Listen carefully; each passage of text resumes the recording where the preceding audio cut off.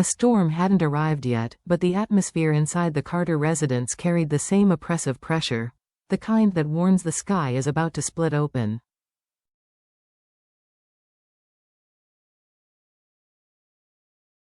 Deep sat rigidly on the edge of the sofa, her arms wrapped around herself as though she could keep her past from spilling out.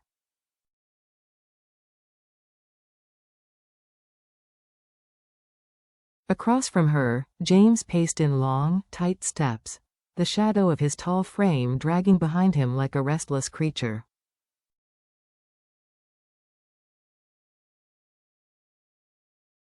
No one spoke. How do you begin a conversation when the truth itself can change everything?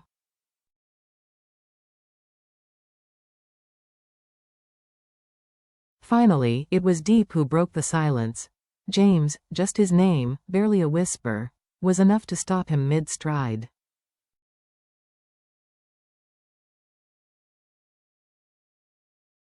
He turned slowly, cautiously, as if afraid even his breath might shatter her fragile resolve.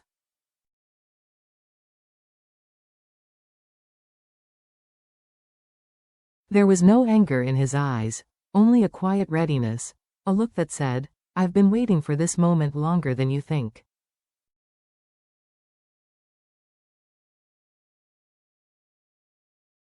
Deep lowered her gaze to the floor, as though the truth would rise off the tiles if she stared long enough.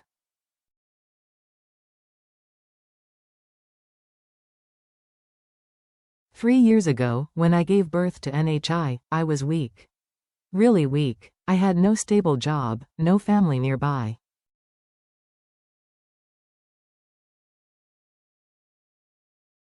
I barely had anyone." James moved closer, but he didn't touch her. He simply sat down in front of her, close enough to catch her if she fell apart, far enough to let her speak freely.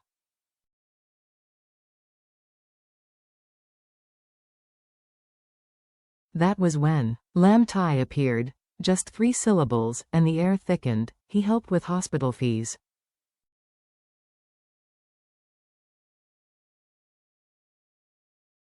Brought food. Even helped me find a place to live. I thought he was kind.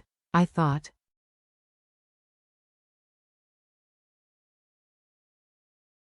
She let out a brittle laugh. I thought the world still had people who were kind to a single mother with nothing.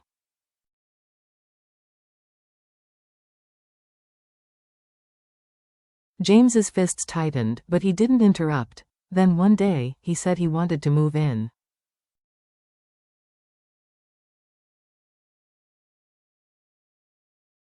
James's eyebrows knitted sharply. You agreed? No, she shook her head immediately.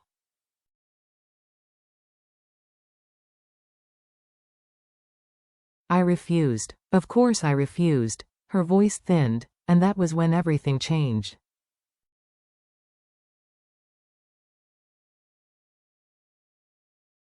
Her tone became rough, as if coated in dust from long-buried memories. He started showing up everywhere.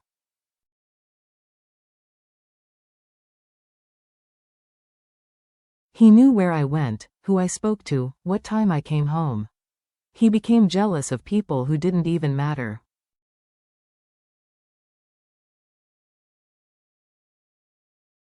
Her fingers knotted together, and then, he said something that terrified me. James leaned in, bracing himself.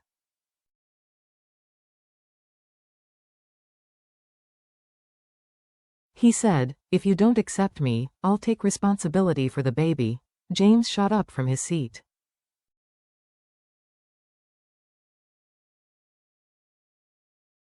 Take the baby? Deep flinched, tears spilling out. He thought NHI was his, James.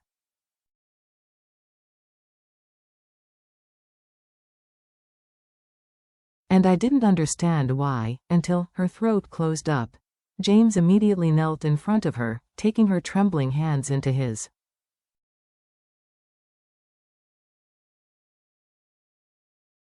Tell me, whatever it is, tell me. When I gave birth to NHI, I passed out for hours.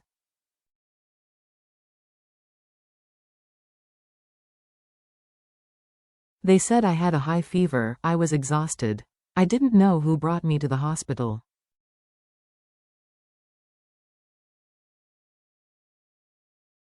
I thought it was an ambulance driver. James froze. You mean? Yes, she nodded, pale.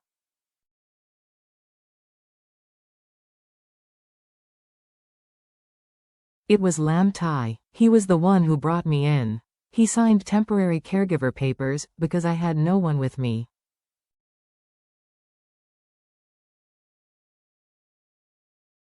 James felt the ground tilt beneath him. He has his name on Nyi's birth record.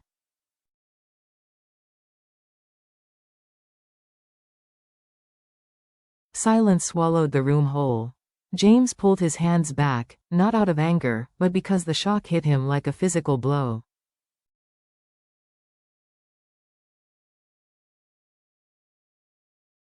Deep whispered. When I woke up, he told me, since I saved the two of you, you can count on me.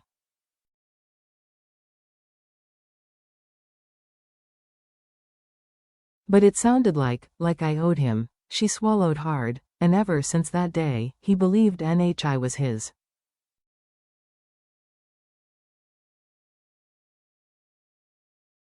James breathed in slowly, visibly trying to ground himself, but you denied it. You told him the truth, right?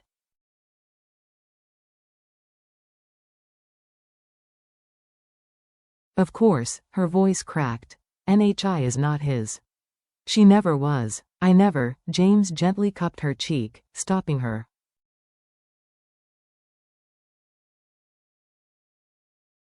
I know. I trust you. But trust didn't ease the tension in his shoulders. Deep continued.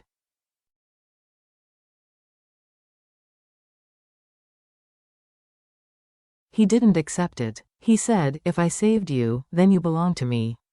The child too.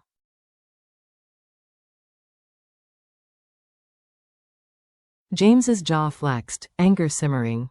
What a sick, delusional man. I moved away, she said softly.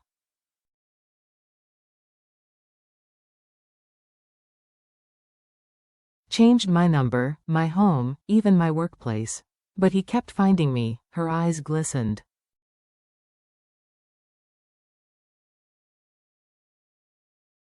And I'm scared that one day, he'll come for NHI. James shut his eyes for a single heartbeat, just long enough to cage the fury inside him.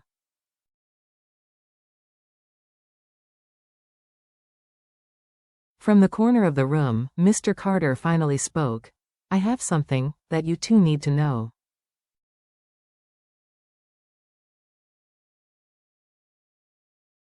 James turned abruptly. Something else, Mr.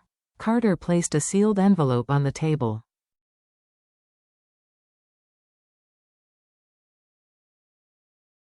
Our investigators collected data on him. And there was a report, one I hesitated to reveal until now.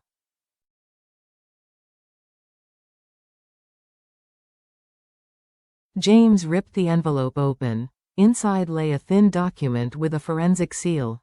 Deep stiffened.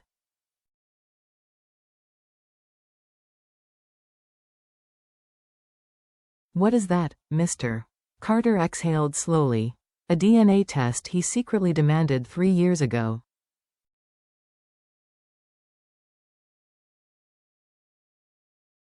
James's voice exploded. He did a DNA test?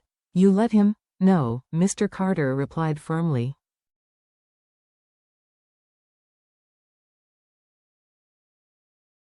He collected the samples illegally. From tissue, from hair? But the results are conclusive.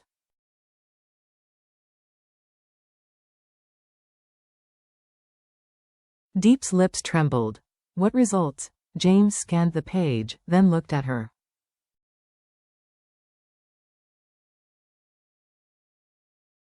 Ty has zero biological relation to NHI.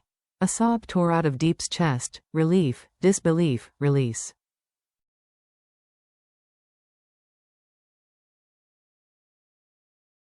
But Mr. Carter wasn't finished. There's one more issue. Both turned toward him. His voice darkened.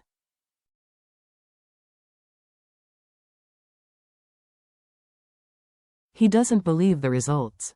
He insists the lab was bribed. Deep's blood ran cold.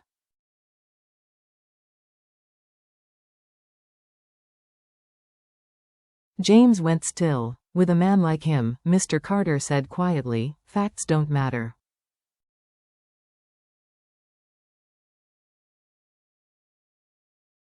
Only obsession does. So? He won't stop? Deep whispered. Mr. Carter shook his head.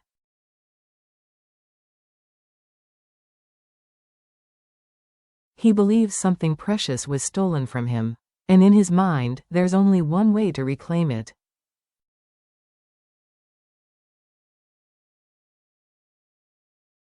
James finished the sentence, voice like steel scraping stone. He wants to take NHI.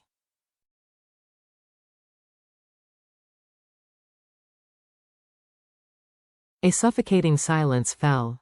James rose. No tremor. No fear. Only resolve. No one will take her.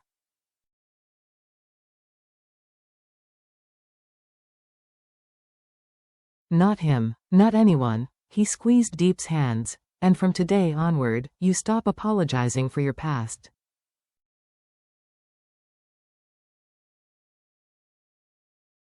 None of this is your fault. She collapsed into his embrace, shaking from fear, relief, and the pain of memories unleashed.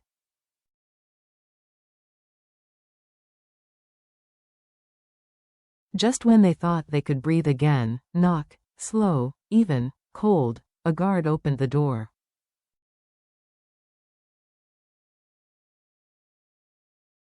No one stood outside.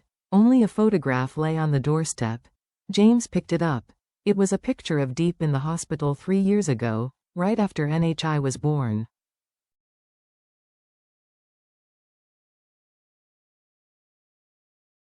Sweaty, pale, clutching the newborn. On the corner of the image, scrawled in black ink.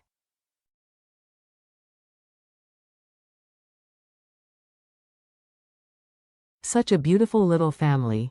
I remember that day so well, Deep. James felt every vein in his body freeze.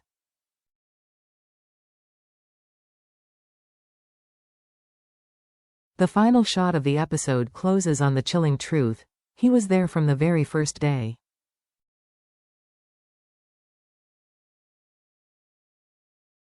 And he never left.